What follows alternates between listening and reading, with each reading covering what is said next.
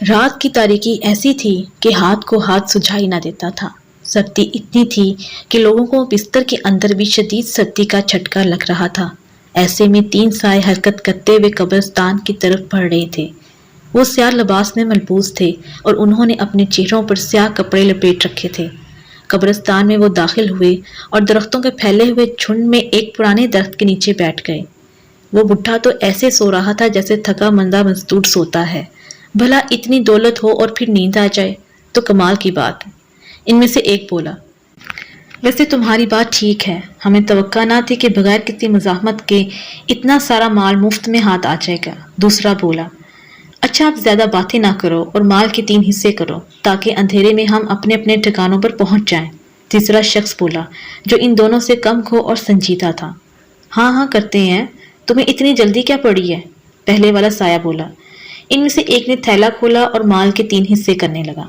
وہ تینوں چور تھے اور اس پیشے سے ایک طویل عرصے سے وابستہ تھے۔ انہوں نے چوری کا آغاز ہوش سنبھالتے ہی کر دیا تھا اور آج وہ ادھیڑ عمر کو پہنچ چکے تھے۔ وہ اپنے کام میں مشاق اور عیار تھے، یہی وجہ تھی کہ وہ آج تک پکڑے نہیں گئے تھے۔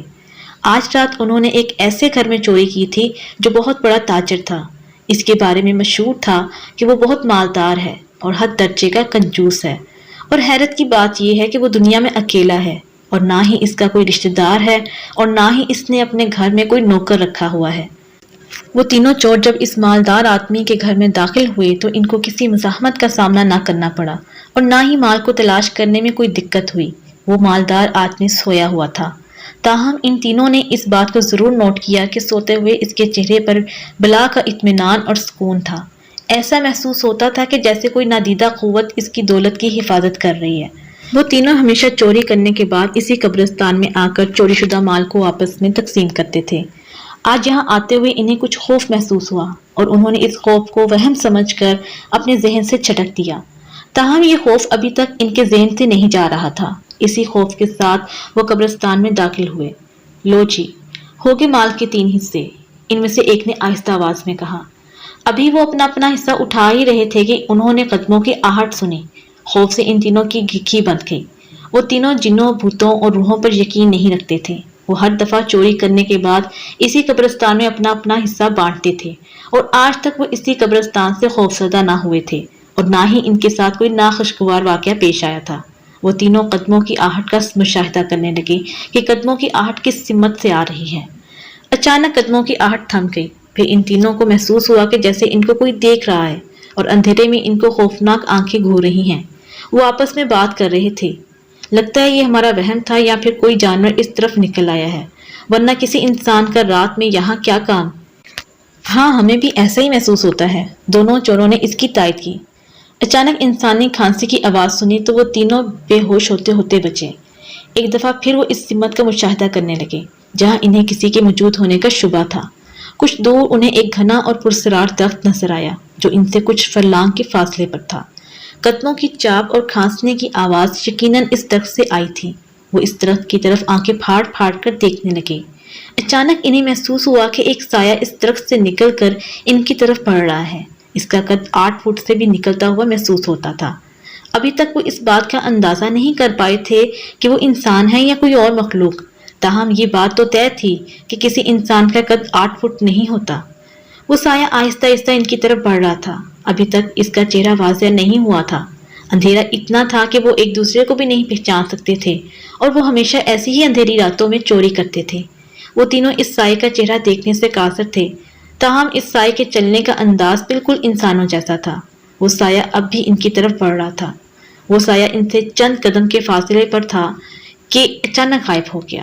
ان تینوں نے اس سائے کے خوف سے اپنی آنکھیں بند کی ہوئی تھیں۔ آنکھیں کھولنے پر سائے کو نہ پا کر ان کو تھوڑی سی تسلی ہوئی۔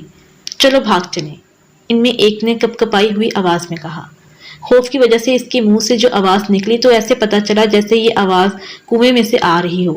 انہوں نے لوٹا ہوا مال اٹھایا اور کھڑے ہونے لگے۔ ان کی حیرت سے پسینے چھوٹ پڑے، ان سے کھڑا ہی نہیں ہوا جا رہا تھا۔ جب انہوں نے اپنی ٹانگوں کی طرف نظر دوڑائی تو اپنی ٹانگوں کو بہت ہی لاغر پایا۔ اوہ میرے خدا، ان میں سے ایک بولا، اور شاید یہ لفظ اس کی منہ سے پہلی دفعہ ادا ہوا تھا۔ اچانک انہیں روشنی محسوس ہوئی۔ روشنی اتنی پھیلی کہ ان کی آنکھیں چندھیا گئیں۔ انہیں یہ سایہ صاف نظر آیا جس کی آہٹ انہوں نے قبرستان میں سنی تھی۔ اس کا چہرہ خوفناک نہیں بلکہ نورانی تھا۔ چہرے پر گھنی اور سفید داڑھی سے وہ کوئی اللہ والا معلوم ہوتا تھا۔ وہ درخت کے تنے سے ٹیک لگا کر بیٹھا تھا۔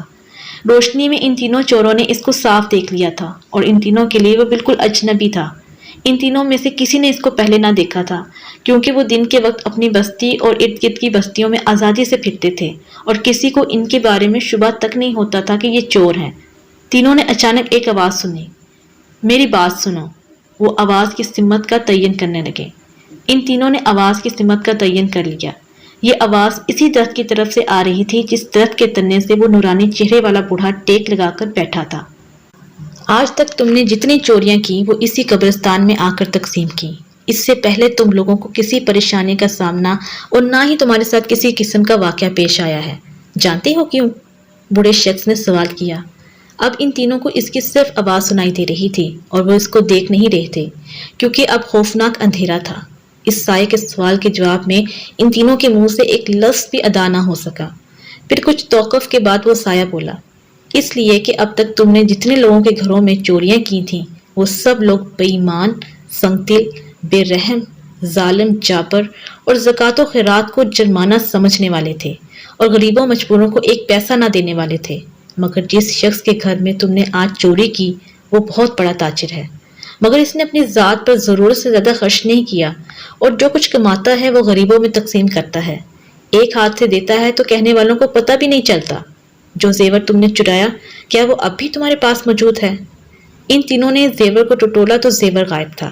سارا زیور دوبارہ اس شخص کے پاس پہنچ چکا ہے۔ وہ شخص اللہ کی راہ میں خرچ کرتا ہے۔ زیور اس نیک آدمی نے ایک غریب مستور آدمی کو دینا تھا جس کی 3 بیٹیوں کی شادی چند روز بعد ہے۔ وہ تینوں بت بنے سب کچھ سن رہے تھے۔ سائے نے دوبارہ کلام کیا، اب سارا زیور دوبارہ اس نیک آدمی کے گھر پہنچ چکا ہے۔ اس کے زیور اور دولت کو کوئی چرا نہیں سکتا۔ سزا کے طور پر تم تینوں ٹانگوں سے معذور ہو چکے ہو۔ جتنا عرصہ جیو گے اب تم تینوں بغیر ٹانگوں کے جیو گے۔ یہ کہہ کر سایہ اپنی جگہ سے غائب تھا۔ نہیں، وہ تینوں چیخے، مگر ان کی چیخیں رائگاں گئیں۔ وہ واقعی تینوں اپنی ٹانگوں سے معذور ہو چکے تھے۔ اتنا وہ سمجھ چکے تھے کہ حلال روزی اور اللہ کے راہ میں دینے والے کی دولت اور مال کی حفاظت اللہ تعالیٰ خود کرتا ہے۔